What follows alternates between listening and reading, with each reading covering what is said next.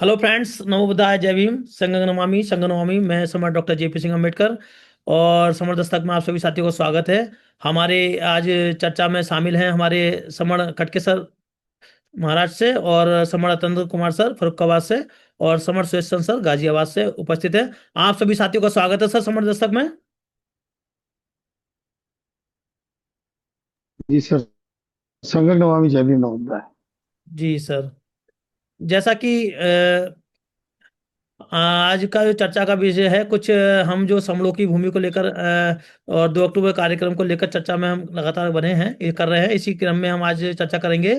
तो हम ये चाहेंगे सर कि सबसे पहले हमारा जो साथियों का, दर्शकों के काफी क्वेरीज आ रही हैं कि अक्सर समण संघ जो है वो दीक्षा भूमि को समलों की भूमि कहता है।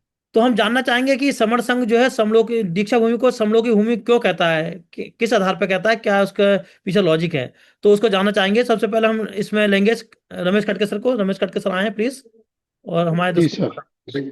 सबसे पहले आपके चैनल को मैं बहुत धन्यवाद देता हूँ कि आपने हमें यहाँ पर चर्चा के लिए बुलाया। और सभी हमारे साथी जो है उनको भी मैं संगम नमामि बोलता हूँ, जय भीम नमोदय। आपका क्वेश्चन बहुत अच्छा है सर, कि ये दीक्षा भूमि को समलों की दीक्षा भूमि कहा क्यों कहा जाता है। बात ऐसी है कि हमारे समलों का जो इतिहास है ना, वो पुराने समय में जो दीक्षा दी जाती थी उसको पाली में दीक्षा कहा जाता है। दीक्षा। तो ये 14 अक्टूबर 1956 में बाबा साहब ने सारे समूह को, मतलब एससी एसटी और ओबीसी को, ओबीसी के लोगों को दीक्षा दी थी। तो इसका मतलब ये हो गया दीक्षा भूमि, दीक्षा भूमि। लेकिन किसको दी थी दीक्षा? दीक्षा उन्होंने, तो वो दीक्षा दी थी सम लोग को। समर लोग को तो आज के एससी एसटी ओबीसी। तो इसका रेफरेंस कहाँ है? तो इसका रेफरेंस धम्मपद में है, इसका रेफरेंस आठानाटी सूत्र में है, ब्रह्मजाल सूत्र में है। और बाबा साहब का ग्रंथ है, वो रेवोल्यूशन और काउंटर रेवोल्यूशन में है, कि जो लोग इतिहास अपना जानेंगे उनको समझना चाहिए कि भारत का इतिहास वमन और समन संस्कृति के संघर्ष का इतिहास है। वमन यानी ब्राह्मण। तो अगर बाबा साहब सारे समनों को दीक्षा देते हैं 14 अक्टूबर 1956 में, तो भूमि किसकी होगी? समनों की दीक्षा भूमि होगी ना। पाली में इसको दीक्षा कहते हैं। तो ये भूमि है, इसलिए समनों की दीक्षा होगी। इस पे वमनों का कोई अधिकार नहीं है सर, इसीलिए दीक्षा होगी समनों की। ठीक है सर, इसी में हम अतंद्र सर को ले लेते हैं। अतंद्र सर, आपसे भी जानना चाहेंगे कि जो समर संघ है, ये जो धम्म दीक्षा भूमि है नागपुर की, उसको समलोक भूमि क्यों कहते हैं सर? इसके पीछे क्या उनका लॉजिक है सर, प्लीज। बिल्कुल सर। अभी जो पहले बात आपको धन्यवाद करते हैं, आपको चैनल को धन्यवाद करते हैं। और ये कि जो भी नागपुर से जो हमारे रमण रमेश कटके सर बोल रहे थे, वो बिल्कुल सही कह रहे थे कि जो समणों की भूमि है, इसलिए उसको समणों की दीक्षा भूमि कहते हैं, क्योंकि ये समण की है। बाकी कोई यहाँ पर तो किसी दूसरे जैसे ब्राह्मण होते हैं, उनकी तो कोई भूमि है नहीं है। इनकी तो देश में कोई भूमि नहीं है, इन्होंने तो सिर्फ इधर उधर से कब्जा कर लिया है, जबरदस्ती बैठ गए आके अपने अपने बनाकर। तो ये यही नहीं, अ, जो हमारा ये कहें कि सवर्ण दीक्षा भूमि है, अन्य जगह भी जितनी भूमि है वो भी सब सवर्णों की है। और ये सवर्णों के इतने, क्योंकि हम तो पूरे देश में घूम घूम के देखा है कि जितने भी जगह हैं, जितने भी तीर्थ स्थल हैं, जितने भी ऐसे स्थान हैं जहाँ पर हमारा कुछ मिलता हुआ है, तो ये पूरी धरती ये बुद्ध भूमि है। तो इसलिए इसको समणों का ही दीक्षा भूमि बोलते हैं, ये समणों का ही दीक्षा है पूरा। जी सर। जी सर, जी सर। समर सुयेशन सर, प्लीज आप इसको जिस पर अपना वक्तव्य दें कि जो दीक्षा भूमि है उसको समलोक भूमि क्यों कहा जाता है समर सिंह के द्वारा। सबसे पहले आपके चैनल को बहुत बहुत साधुवाद, और पैनल में सभी उपस्थित महानुभावों को संगम नमामि। सर। जैसा कि मेरे से पूर्व पैनलिस्ट ने बताया कि यही नहीं, ये देश ही नहीं, इस देश के आसपास में जितने चार पांच कंट्री हैं वो सारी की सारी समनों की है। और पूरे देश में जगह ही नहीं, जितने भी संसाधन है वो सारे समनों के हैं। अब इस बात को ऐसे समझा जाता है कि सुरेश नाम के आदमी को सुरेश नगे ही कह के पुकारेंगे, रमेश को रमेश ही कह के पुकारेंगे, और अखिलेश को अखिलेश ही कह के पुकारेंगे। तो जब समणों की भूमि है तो उसको समण भूमि ही पुकारेंगे ना सर। इसमें विरोधाभास कुछ नहीं है। ये थोड़ा सा हम समझने में देर किए इसलिए लोगों को थोड़ा सा अजीब सा लगता है। लेकिन यही देश नहीं, देश के सारे संसाधन, दीक्षा भूमि ही नहीं, पूरे देश के संपूर्ण संसाधन समनों के थे, समनों के हैं और समनों के रहेंगे। इसमें कोई कंफ्यूजन नहीं है। बहुत बहुत साधुवाद सर। जी सर, बहुत बहुत साधुवाद सर। युगन कुमार सर, आपसे भी जानना चाहेंगे कि जो धर्म दीक्षा भूमि है उसको समलों की भूमि को कहा जाता है सर? उस पर अपना वक्तव्य दें प्लीज। देखिए सर, सबसे पहले सभी को संगनवामी, और मैं आपके चैनल को बधाई देता हूं कि ये जो प्रश्न है बहुत अहम है। दरअसल में क्या है, बाबा साहब ने संविधान में संवैधानिक रूप से 4 बड़े शेड्यूल दिए: SC ST OBC और converted minority. SC ST OBC और कन्वर्टेड माइनॉरिटी, इसमें अलग अलग जातियां उपजातियां हैं जिनको इन सारे शेड्यूल में उन्होंने जो है पिरोया। और वो इसलिए पिरोया क्योंकि हमारा जो ये समण समाज है जातियों में टूट चुका था, और जातियों में टूटने के बाद इतने सारे भेद पैदा हो गए कि हम आपस में लड़ने भिड़ने लगे। और जो है हम बहुत सारे हमारे टुकड़े हो गए। लेकिन इससे पहले इससे पहले अगर हम प्राचीन इतिहास की बात करें, जब कोई जाति नहीं थी, जब कोई इस तरह का कोई अलग अलग धर्म और पंथ नहीं थे, तो केवल और केवल यहाँ समान विचारधारा के लोग रहते थे, जी जी। जिनको हमारे बहुत सारे ऐसे एविडेंस हैं। जैसे कि जो इंडिका बुक है मैगस्थनीज की, उसमें समण और बमण का वर्णन है। जो समण है वो समता समानता के रूप में रहने वाले यहाँ के लोग, जो लोग यहाँ पर रहते थे उनको समण बताया। और और जो लोग ये हैं, क्या नाम जी, जो बाबा साहब का, ये भगवान बुद्ध का जो वो है आपका धम्म का जो है, उसमें भी कई सारे उसमें दिया गया है कि भाई समण और बमन। बाबा साहब की क्रांति प्रतिक्रांति जो बुक है, उसमें भी समना बमना का वो दिया है। तो ये कई सारे एविडेंस हैं कि हम समण थे, जिनका आज हम विकृत रूप देखते हैं, संस्कारित रूप देखते हैं, जिसको हम बोलते हैं श्रमण। यही श्रमण जो है समण थे। जी सर, जी जी। उन्हीं उन्हीं समणों को जातियों में बांटा गया, जिनको बाबा साहब ने SC ST OBC converted minority में संवैधानिक रूप से 4 शेड्यूल दिए। ये जो दीक्षा भूमि है, ये जो हम 4 शेड्यूल हैं आज की डेट में, अगर हम वर्तमान की स्थिति में देखते हैं, तो यही चारों शेड्यूल जो हैं SC ST OBC converted minority, हम सबकी ये दीक्षा भूमि है। और हम सब समण हैं। जो हमारी मूल पहचान है, हमारी जो पौराणिक पहचान है, वो है समण। जी सर, जी। उसी उसी पहचान के तहत ये दीक्षा भूमि सभी समणों की है। ठीक इसके है। अलावा इसमें कोई और नहीं आता सर। ओके युगन सर, जी फिर सर। अभी आपको और बुलाएंगे। अभी हमारे इस पे धन्यवाद। अनीता राज बहन जी जुड़ चुकी हैं, तो हम अनीता राज बहन जी से भी चाहेंगे कि अनीता राज बहन जी थोड़ा सा बताइए कि ये जो धम्म दीक्षा भूमि है, इसको समलों की भूमि क्यों कहा जाता है समर संघ के द्वारा? थोड़ा उस पर आप अपना प्रकाश डालिए। जी सर, जी। बहुत बहुत धन्यवाद सर। जी बहन जी। सर, जब हम भारत के मूल निवासी हैं, यहाँ के रहने वाले हैं, तो यहाँ के हर चीज पे समणों का अधिकार है, समणों का हक है। और जो भी यहाँ की जो दीक्षा भूमि है या बोध गया है, या जितने भी हमारे धार्मिक स्थल हैं, जितने भी हमारे समणीय धाम हैं, वो सब समणों के हैं। वो सब समण, जैसा कि सर ने बताया अभी, जो SC ST OBC converted minority हैं, वो यहाँ के मूल निवासी हैं, यहाँ के रहने वाले हैं। तो संस्कृति भी हमारी, सभ्यता भी हमारी, स्थल भी हमारे, धार्मिक स्थल भी हमारे, भवन भी हमारे, सब हमारे हैं। जी इसलिए अधिकार सिर्फ और सिर्फ समणों का है उस पर। जी बहन जी। अच्छा कटके सर, हम ये बताइए कि जैसे कि अभी सभी साथियों से बात हुई, लगभग सभी ने बताया कि चूंकि वो समड़ों का ही स्थल है, तो अगर समड़ों का ही स्थल था तो अभी तक उस पर समड़ों का स्थापित तक क्यों नहीं हो पाया अभी तक उसको? मतलब समर संघ के अलावा बाकी लोग उसको इसको उसने स्टेशन नहीं जानते कि वो समड़ों की भूमि है, तो अभी तक ऐसा क्यों नहीं हो पाया?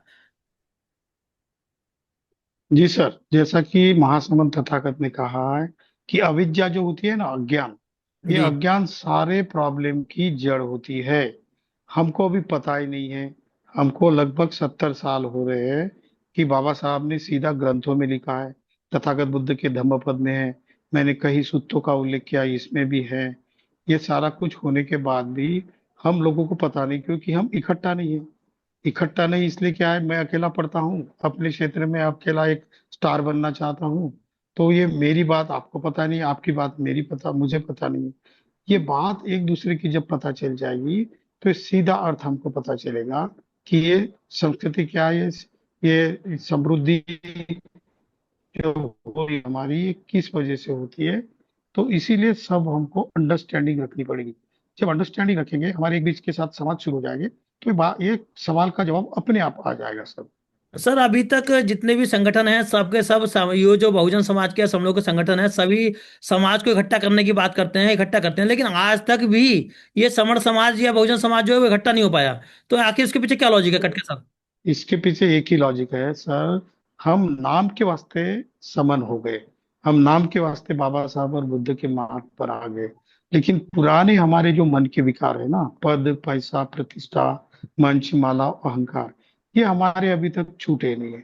क्योंकि हमने समनों की थ्योरी को, समनों के धम्म को, समने धम्म को पूर्ण तरीके से सीखा ही नहीं है। जी। इसीलिए हम उसी में नाम के वास्ते हमनों का ही हमारे मुंह के ऊपर आक्रमण होता है। भले ही हमने हजारों संगठन तैयार किए, लेकिन हमारा आचरण वो पुरानी वजह से।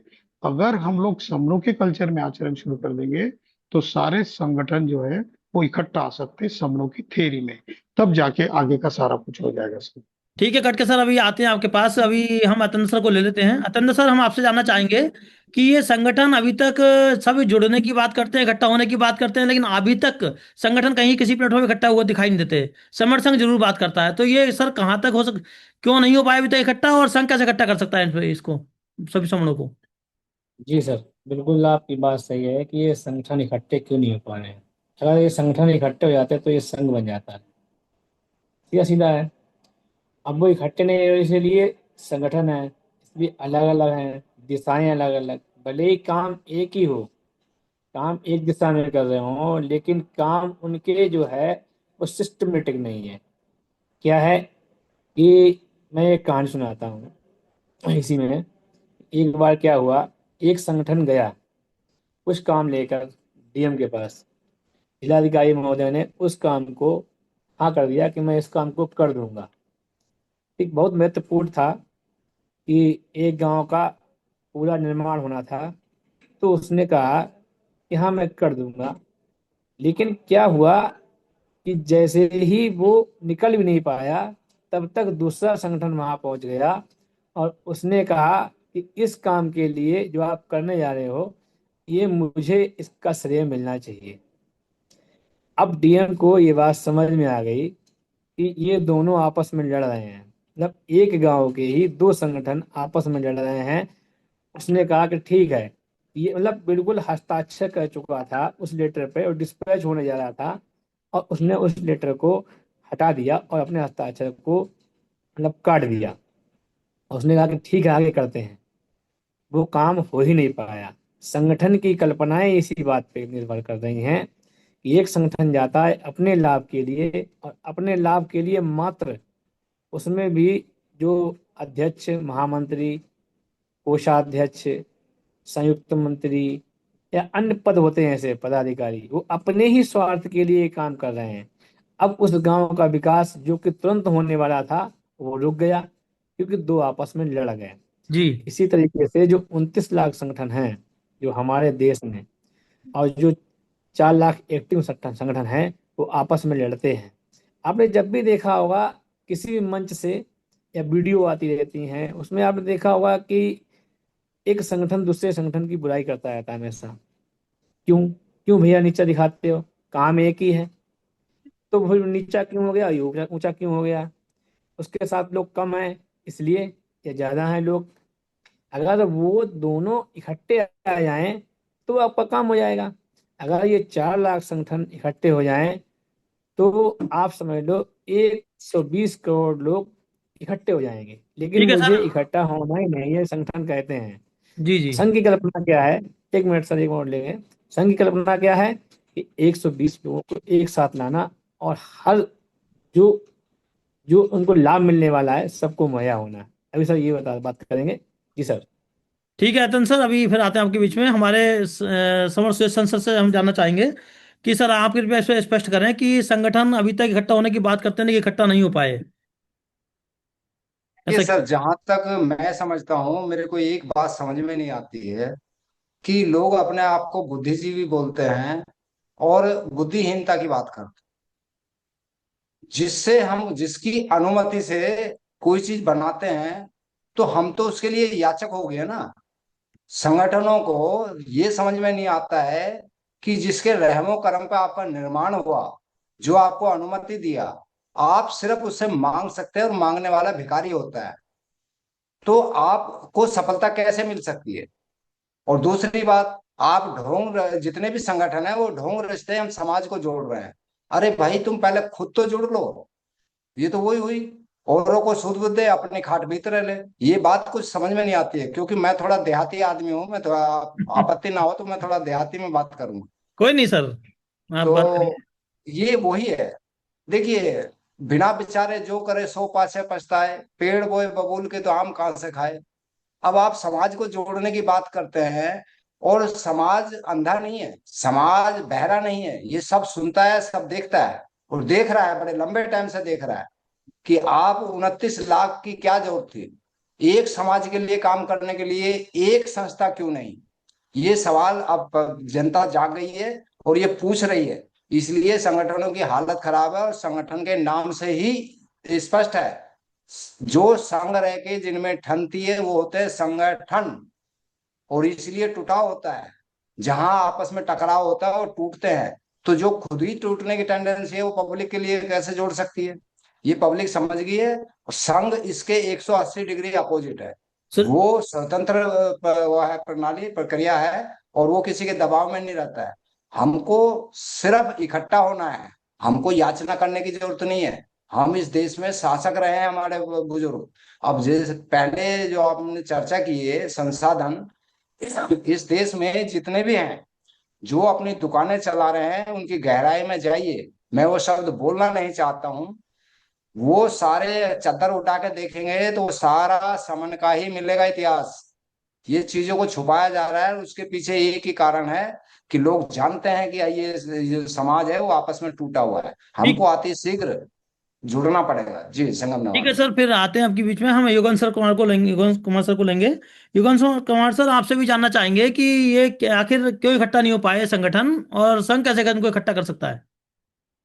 युगन कुमार सर, अपने माइक को अनम्यूट करना चाहिए युगन कुमार सर। जी सर, ये आपका प्रश्न बहुत अच्छा है। जी असल में क्या है, अगर दो फल हैं, एक नाशपाती है और एक सेब है, और दोनों का छिलका मैं उतार करके आपके सामने रखता हूँ, तो आप बताइए उनमें कैसे पहचानो कि भाई इनमें कौन सा सेब है कौन सा नाशपाती है? क्या पहचान सकेंगे? बिल्कुल नहीं पहचान सकेंगे, क्योंकि दोनों का बनावट, उनकी आकार एक ही है। जी इसी तरह से जब पहचान खत्म हो जाती है ना किसी की, तो पहचान खत्म होने के बाद में वो अपना मूल जो है सब भूल जाता है। जैसे कि हमारे देश के जितने भी समन हैं, जिनकी बात हम SC ST OBC converted minority में करते हैं, ये अपनी पहचान भूले हुए हैं। और समन संघ इनको वो प्राचीन जो इनकी पहचान है उसको देने का काम कर रहा है, उसको बताने का काम कर रहा है कि भाई आपकी मूल पहचान ये है। आप शेड्यूल्ड कास्ट में जितनी भी जातियां हैं या जातियों की आप बात करते हो, या शेड्यूल ट्राइब में जितनी भी जातियां उसकी बात करते हो, OBC में जितनी उसकी बात करते हो, कन्वर्टेड माइनॉरिटी में उसकी बात करते हो, तो ये चीज जो है बिल्कुल भी पछती नहीं है, क्योंकि आपने जो इतने सारे संगठन अपने अपने जातियों के संग उसके बना लिए हैं, उससे काम बनने वाला नहीं है। जबकि हमारी जो मूल पहचान है वो है समान। जिस दिन ये लोग अपनी पहचान को जान जाएंगे, अपनी उस मूल पहचान को पहचान जाएंगे, तो ये सारे लोग जो है एक छाते के नीचे समर्थन संघ में आ जाएंगे। और वो काम जल्दी होने वाला है, समर्थन संघ बहुत जल्दी करने वाला है। तो जिस दिन ये इस एक पहचान के तहत इकट्ठा हो गए, उस दिन सब कुछ हमारा ही होगा।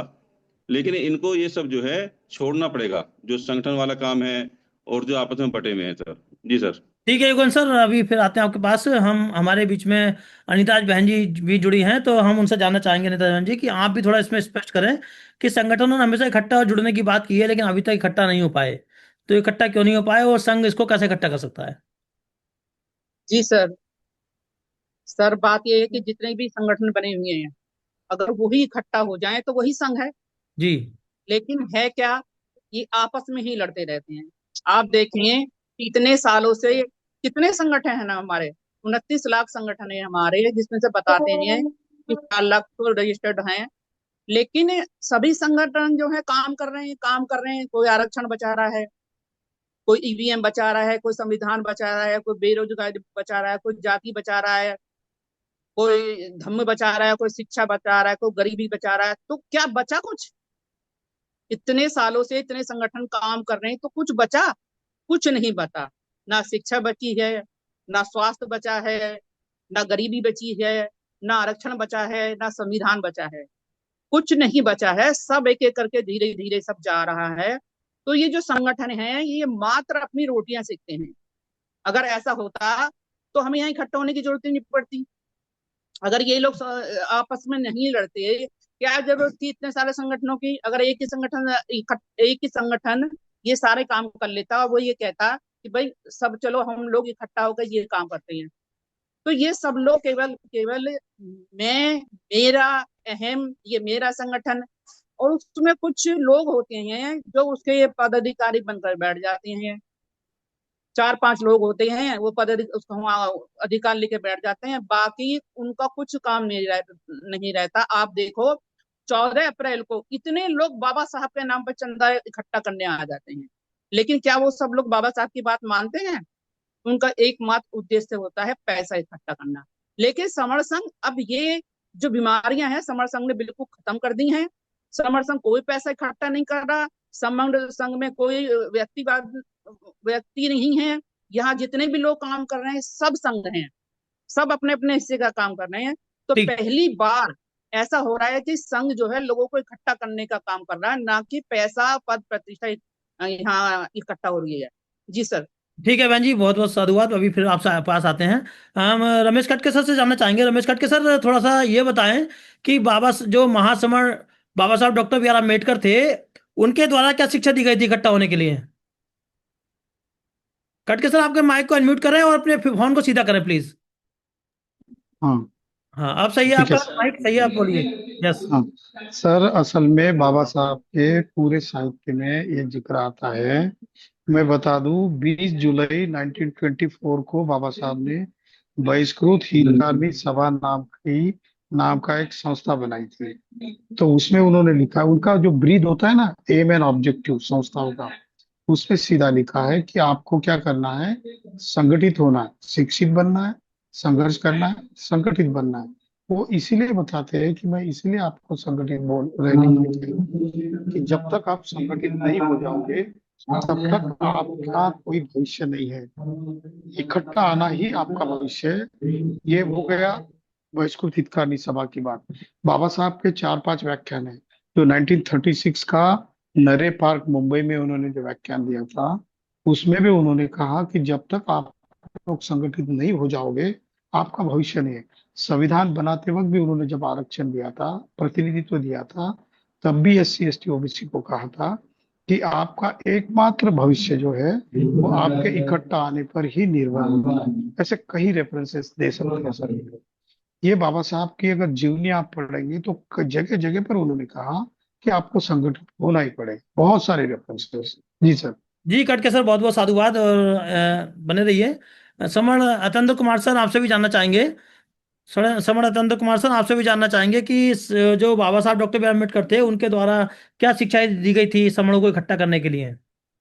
जी बिल्कुल सर।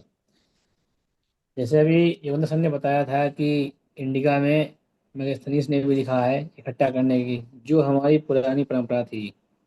आज से अगर कई साल पीछे चले जाएं तो हमारे कबीले इकट्ठा रहा करते थे, हमारे लोग भी इकट्ठा रहते थे, हमारे जितने भी लोग बाहर जाते थे तो इकट्ठे जाते थे। आप बताइए, जो हाट बाजार आज भी लगते हैं वो इकट्ठे होकर लगते हैं ना। एक अकेली दुकान कहीं चलती है? चल ही नहीं पाती है। जहाँ लोग होते हैं वहीं दुकान चल पाती है। ऐसे ही अगर कोई कार्यालय होता है उसमें कई लोग ऑफिस में बैठे होते हैं तभी तो ऑफिस होता है, नहीं तो एक अकेला व्यक्ति कुछ कर नहीं सकता है। तो इसी तरीके से जो बाबा साहब ने चाहे वो संविधान के जरिए हो, चाहे वो किसी भी किताब के जरिए हो, या कहीं पे भी बात करने के जरिए हो, उन्होंने लोगों को इकट्ठा रहने की ही बात की है। जब संविधान के पन्ने भी आप देखिए इकट्ठे होकर जुड़े हुए हैं, इतनी धाराएं हैं वो भी एक साथ एक दूसरे में जुड़ी हुई हैं। तो ये मेंटेलिटी आज बाबा साहब की नहीं, बुद्ध के जमाने से भी है, उससे पहले के जमाने में है। जब लोग खाना खाते थे, लोग पैदा हुए हैं, तब से ये मेंटेलिटी चली है। एक पुरुष और एक महिला दो ही माने जाते हैं परिवार में, इकट्ठे होते हैं तभी परिवार माना जाता है। तो आप किसी भी ले लो, चाहे चींटी को ले लो, चाहे वो हाथी को ले लो, या जिसको भी ले लो, वो सब इकट्ठे ही रहने की कल्पना देते हैं। और आपको बाबा साहब ने तो पूरी इस पे किताब, हर बात, हर चीज, समूहों को एक साथ रहने की, यहाँ तक कि उन्होंने 6,443 जातियों को सिर्फ 3 चीज में ले आए थे, SC ST OBC, मतलब इकट्ठा कर दिया। अपनी एक वक्तव्य में ही उन्होंने लोगों को इकट्ठा कर दिया। लेकिन लोग समझने का प्रयास ही नहीं कर रहे हैं कि इकट्ठा होने सोना क्या है। अरे इकट्ठा नहीं होता तो SC ST OBC community minority नहीं देते। वो भी कहते हैं कि 6,743 जातियों में आप बने रहते हैं, अलग अलग रहते हैं। लेकिन उन्होंने ऐसा नहीं, उन्होंने आपको 3 वर्ड देकर ये काम कर दिया, इकट्ठा होने की एक बहुत बड़ी संवैधानिक प्रक्रिया कर दी। जी जी सर। जी सर, बहुत बहुत हाँ, JP अम्बेडकर सर, जी सर। मेरा प्रोग्राम हाँ शुरुआत ठीक है सर, संगीत ही आप से हुई प्रोग्राम सर। अटेंड करिए, कोई बात नहीं। जी बहुत बहुत सर, साधुवाद सर आपसे, सभी को आपका संगठन समझ मान सक सर, आप समझ। जुड़े, धन्यवाद आपका। हाँ समर सुरेशन सर, हम आपसे भी जानना चाहेंगे कि ये जो बाबा साहब डॉक्टर बी आर अम्बेडकर थे, उनके द्वारा क्या शिक्षा दी गई थी हम लोग को इकट्ठा करने के लिए, और क्या उसको समाज ने फॉलो किया है कि नहीं किया? सर, बाबा साहब, परम पूज्य बाबा साहब जो शिक्षा दिए थे, वो मेनली दो शिक्षा है। एक, हमको उन्होंने ये सिखाया है कि अपनी समस्याओं को महसूस करो। दूसरा ये कि उसके लिए इकट्ठे हो, संघर्ष करने के लिए इकट्ठा होना पड़ेगा। इसके मैं दो उदाहरण बताना चाहता हूँ कि बाबा साहब की लाइफ में जितनी समस्याएं थी, शायद उनका 10% 2% भी हम लोगों की लाइफ में नहीं। वो जितना संघर्ष किए अपनी लाइफ में, इतना शायद ये कोई आदमी देश में किया हो। तो उन्होंने समस्याओं को महसूस किया और फिर उनके बारे में संघर्ष किया, लोगों को इकट्ठा किया। वो कोई संगठन नहीं बनाए, वो चौबदार तालाब की घटना हो या कालाराम मंदिर की घटना हो, तो ये लोगों को अधिकार के लिए इकट्ठा करना, और वही संघ भी कर रहा है। लोग, संघ भी यही बता रहा है हमको क्या क्या समस्याएं हैं, हमारे लोगों को क्या क्या समस्याएं हैं और इसका समाधान क्या है। समस्या ये है कि हमारी, हमको और हमारे आने वाली पीढ़ी को पूरी तरह बर्बाद किया जा रहा है, और आने वाले समय में वही माहौल क्रिएट किया जा रहा है कि लोगों के गले में हांडी टांगी जाए और लोगों के पीछे झाड़ू बांधी जाए। ये समस्या है। और इसका निदान कैसे है कि हमको SC ST OBC और इनसे कन्वर्टेड माइनॉरिटी, जिसको कि समन संघ के नाम से जाना जाता है, उनको एक साथ इकट्ठा आना पड़ेगा। और हमको धरना प्रदर्शन इनसे कोई लेना देना नहीं है। ये समझना पड़ेगा, मेनली दो ही है। अपनी समस्याओं को ध्यान दीजिए, उनको पहचानिए और उनके लिए इकट्ठे होके प्रयास करेंगे तो सफलता जरूर मिलेगी। यही एक मात्र तरीका है। जी ठीक सर, है, संगम। ठीक है सर सर, बने रहे आप। योगेंद्र कुमार सर, आपसे भी जानना चाहेंगे कि बाबा साहब ने जो हम लोग को इकट्ठा होने के लिए क्या शिक्षा दी थी, और क्या वो शिक्षा को हमारे समर समाज फॉलो कर रहा है? अपना माइक को अनम्यूट करके सर प्लीज अपनी बात रखें। सर, सबसे मुख्य बात तो ये है कि हम बाबा साहब को मानते हैं, लेकिन बाबा साहब की आज तक किसी ने बात मानी नहीं। जी जी। क्योंकि बाबा साहब ने कभी नहीं कहा कि आप इकट्ठे हो जाओ, वो कहने के संगठनों में बंटो, इकट्ठे मत रहो। बाबा साहब ने अपना पहला संदेश दिया कि भाई आप संगठित रहो, यानी कि संघ में रहो। लेकिन ये लोग, इन्होंने क्या काम करा, संगठन, अपने संगठनों में बट गए। जितना उन्होंने कहा इकट्ठे रहो, तो लेकिन ये संगठनों में बट गए। हमारे सभी लोग, ये सभी ने अपने जातीय संगठन बना लिए, बहुत सारे संगठन बने बटे में हैं। तो इससे ये प्रदर्शित होता है कि इन्होंने बाबा साहब का नाम तो लिया, लेकिन बाबा साहब की बात नहीं मानी, कोई भी हो चाहे। अगर आप वामसेप की बात करेंगे, आज वामसेप के 28 दल हैं या 30 दल हैं। बाबा साहब की जो पार्टी थी, उसके भी दो दो मुखिया बने पड़े हैं। जो बाबा साहब की बुद्धिस्ट सोसाइटी थी, उसके भी 4-5 टुकड़े हैं।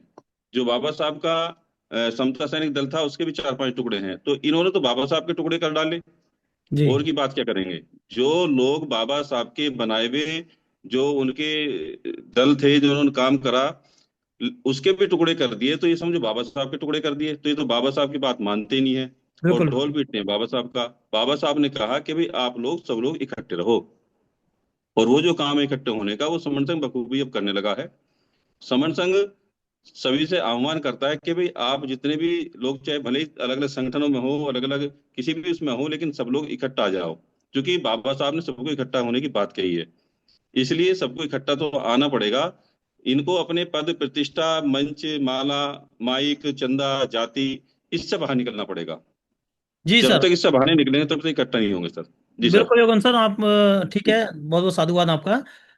समर अनिता राज बहन जी से भी जानना चाहेंगे कि वह भी थोड़ा सा इसमें प्रकाश डालें कि Baba ji Saheb sir. Doctor B R Ambedkar sir के द्वारा क्या इकट्ठा करने के लिए क्या शिक्षा दी गई थी, और क्या समणों ने उसको फॉलो किया।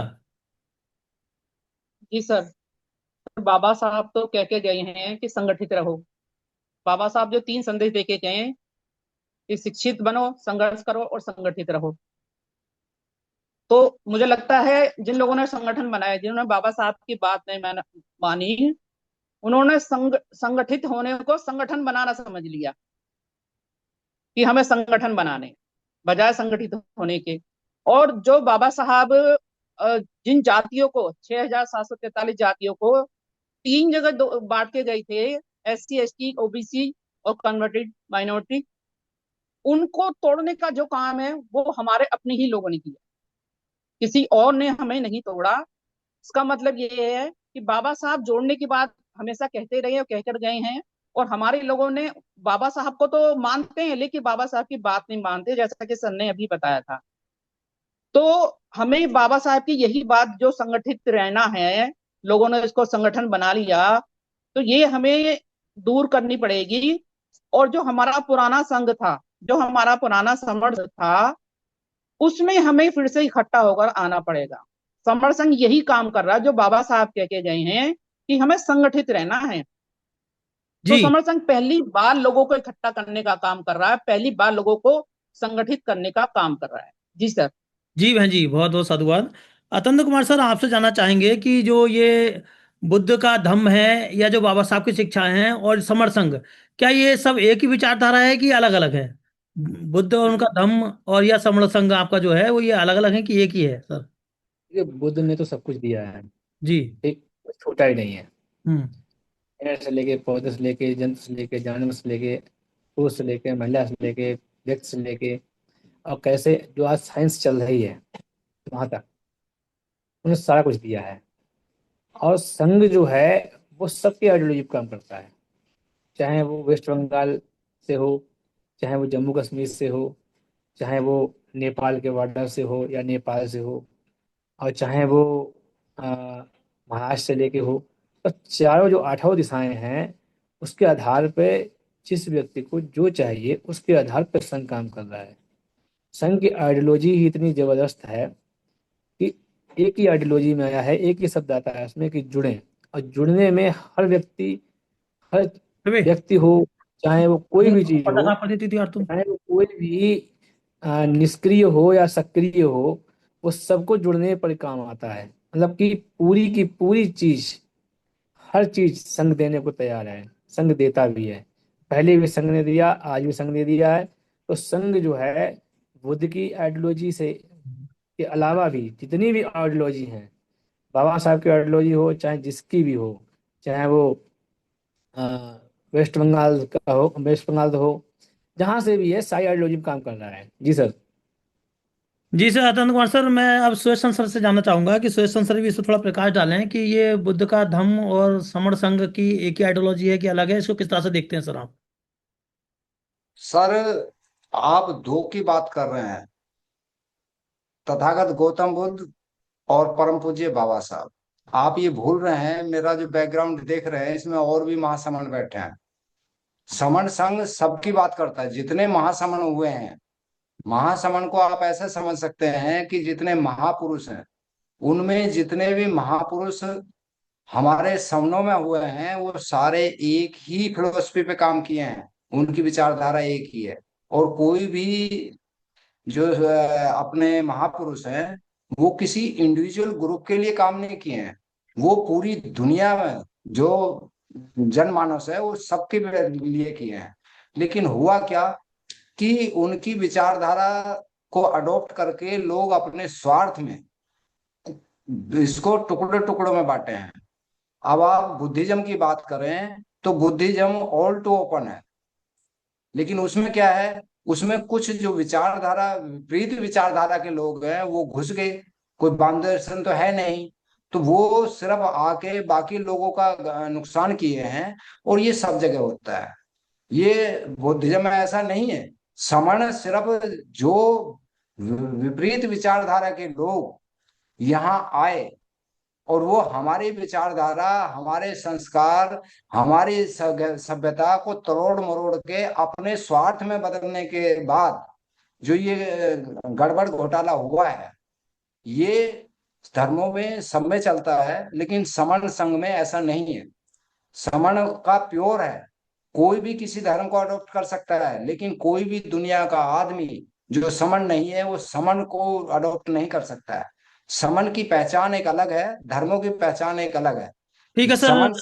समन संघ किसी धर्म को लेकर नहीं चलता है, वो सारे धर्मों का सम्मान करता है। समन धर्म सिर्फ बुद्धिस्ट धर्म ही नहीं है, बहुत सारे हैं, विचारधाराएं हैं, धर्म है, वो सारे इसमें आते हैं और सबका सम्मान करता है, किसी एक को वरीयता नहीं देता है। जी, संगम ठीक है नवाब। सर, योगेंद्र कुमार सर, आपसे जानना चाहेंगे, आप थोड़ा भी प्रकाश डालें कि ये जो बुद्ध का धम्म और बाबा साहब की विचारधारा और समर संघ की विचारधारा सभी एक है कि अलग है? अलग है किस तरह से है, और एक है तो किस तरह से है सर?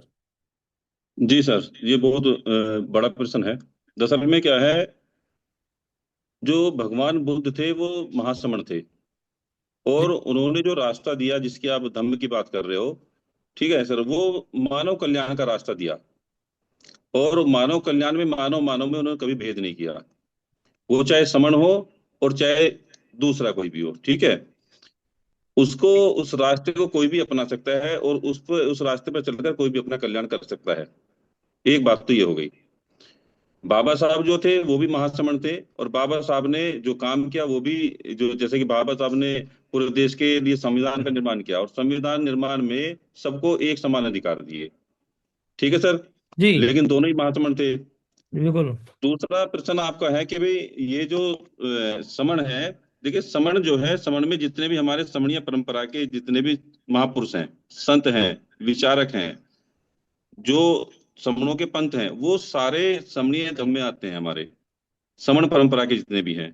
तो समण संघ उन सबकी बात करता है, जी उन आपका सबके लिए मतलब, काम करता है, किसी के अंदर कोई भेद नहीं करता सर।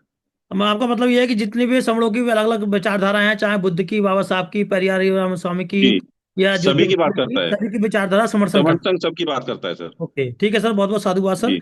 अनिता बहन जी ऐसे भी जानना चाहेंगे कि अनिता बहन जी भी थोड़ा इसमें प्रकाश डालें कि आप उसको किस तरह से देखते हैं बहन जी? जी सर, जैसा कि सर ने बताया कि समण संघ जो है सभी मतों को मानता है। जो भी हमारे समण महापुरुष रहे हैं, तो समण संघ सभी मतों को मानता है।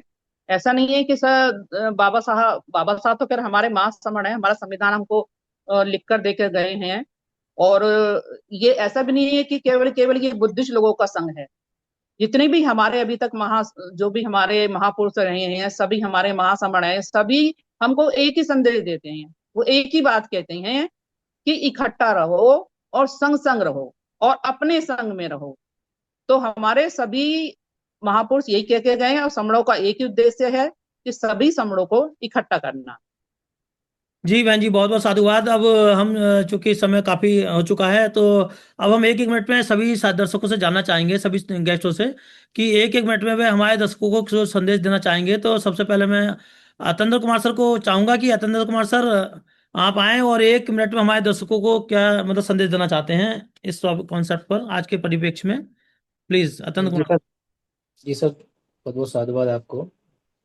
आ, जो जो आज ये वीडियो देख रहे हैं, जितने भी दर्शक देखेंगे, वो संघ से जुड़े एक बार, और संघ को समझें कि संघ क्या करना चाहता है, उनके लिए क्या क्या देना चाहता है, उन्हें क्या मिलेगा। पहले वो कहते नहीं हैं कि पहले इस्तेमाल करो फिर विश्वास करो। तो पहले आप जूम मीटिंग में आए, और उसको समझें, देखें, और फिर उसके बाद जुड़ें और फिर उसमें काम करें। काम करने से आपका और आपके बच्चों का और आपके परिवार का सबका लाभ मिलेगा। जी सर, संगम नाम बहुत बहुत धन्यवाद जी सर। सर, बहुत बहुत साधुवाद अतुल कुमार सर। सुरेश सर, आपसे भी चाहेंगे कि आप भी 1 मिनट में हमारे दर्शकों को कोई संदेश देना चाहेंगे तो प्लीज। देखिए सर, पब्लिक सब कुछ जानती है। पब्लिक को बताने का दुस्साहस मैं नहीं करूंगा, हाँ सिर्फ याद दिलाना चाहूंगा, जैसा अतेंद्र सर ने बताया, पहले परखो फिर इस्तेमाल करो। तो पब्लिक सब जानती है, पहले आजमा लो।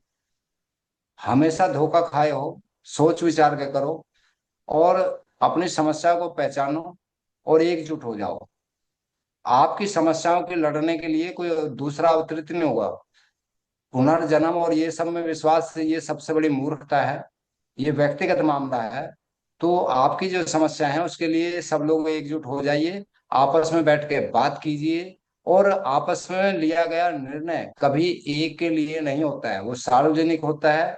अपने लोगों को बहुत दिक्कत है, सब इकट्ठे हो जाओ, आपकी समस्याएं निश्चित रूप से दूर हो जाएंगी, ऐसा मेरा पूर्ण विश्वास है। ठीक संगम। है सुरेश सर, बहुत बहुत साधुवाद सर आपका। योगेंद्र कुमार सर, आपसे भी जानना कहेंगे कि आप भी संदेश देना क्या चाहेंगे हमारे दर्शकों को।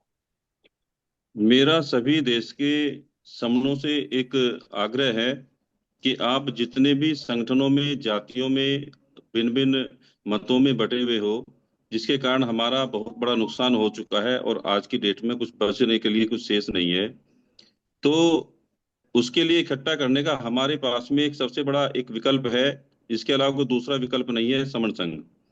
तो मैं आग्रह करूंगा सभी से, आप सभी लोग समण संघ से जुड़ें, क्योंकि समण संघ ने जो पुरातन पहचान दी है हमारी समण की, उस जो हमारी पुरातन पहचान है, उस समण पहचान के तहत हम सभी लोग अपने भाई भाई हैं, सबको एक साथ इकट्ठा आना होगा।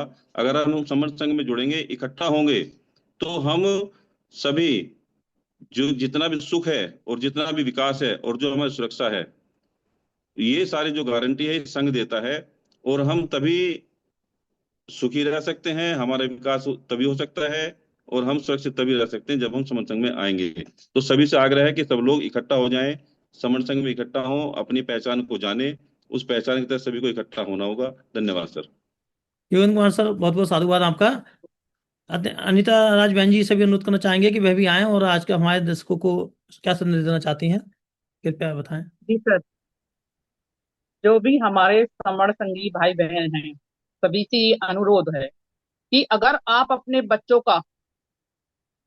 अपने बच्चों का जीवन, सुरक्षा, सुख, सहयोग आपको चाहिए, तो वो केवल इकट्ठा होने से ही मिलेगा। अगर आपको अपने बच्चों की सुरक्षा करनी है, उनको आपको सहयोग चाहिए, आपको जीवन में सुख चाहिए, और आने वाली जो पीढ़ी के हमें अधिकार अगर बचाने हैं, तो समर संघ में आना ही पड़ेगा, समर संघ में जुड़ना ही पड़ेगा। इसके अलावा कोई विकल्प है नहीं। पिछले 75 सालों से सबने सब काम करके देख लिए, कुछ नहीं बचा है। इसलिए अगर बचना है तो समर संघ से अच्छा कोई विकल्प नहीं है। ये जो हमारी जो समर संघ ने हमें एक पहचान दी है कि हम समण हैं, असली पहचान जो हमारी समण की है, वो समण उसको पहले समझें कि आखिर ये समण है क्या। मैं समण हूँ, आप समण हैं, हम सब समण हैं। तो इस पहचान को आप जितनी जल्दी अपना लेंगे, जितनी जल्दी इस बात को मान लेंगे कि हम सब समण हैं, तो जिस दिन हम सब ने ये मान लिया कि हम समण हैं, तो हम हो गए इकट्ठा। अब इकट्ठा होकर आप कुछ भी कर लीजिए। जी जी बहन जी, सर। बहुत बहुत साधुवाद आपका भी बहन जी। और इसी के साथ आज के इस कार्यक्रम को वहीं पर समाप्त करेंगे। हमारे समर आनंद कुमार सर, समर सुरेशन सर, समर बाई के युगन कुमार सर, और समर अनिताज बहन जी, समर कटके सर, आप सभी साथी आए समर दस्तक में। आपका बहुत बहुत स्वागत है। आपने हमारे दर्शकों को बहुत अच्छी जानकारी दी। आप आते रहिए, समर दस्तक से हमें जुड़े रहिए। बहुत बहुत धन्यवाद सर आपका, थैंक यू आपका बहुत बहुत बहुत बहुत शुक्रिया। धन्यवाद आपका सर, बहुत बहुत आपका भी और धन्यवाद आपके सर। चैनल का भी। साधुवाद। और सर। मैं चाहूंगा कि चैनल को ज्यादा से ज्यादा सब्सक्राइब भी करें, उसको बढ़ाएं, लोगों तक पहुंचाएं सर। धन्यवाद। बहुत बहुत साधुवाद धन्यवाद। Sir, Yugan sir, Umar sir. ठीक है सर, बहुत धन्यवाद सभी साथियों का।